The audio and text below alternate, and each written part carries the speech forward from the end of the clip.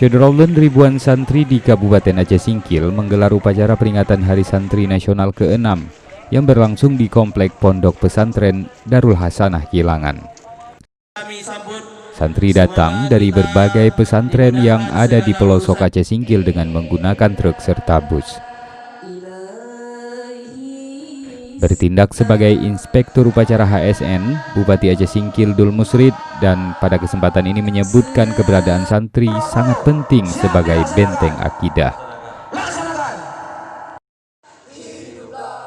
Dinas Syariat Islam dan Baitul Mal Aceh Singkil diminta meningkatkan jumlah santri penerima beasiswa, sementara para pimpinan dayah diajak bersama-sama menyerukan kebaikan serta menciptakan kesejukan agar pembangunan yang sedang dilakukan berlangsung sukses. Santri akan memiliki kecerdasan dan karakter yang kuat serta mudah bersosialisasi di masyarakat.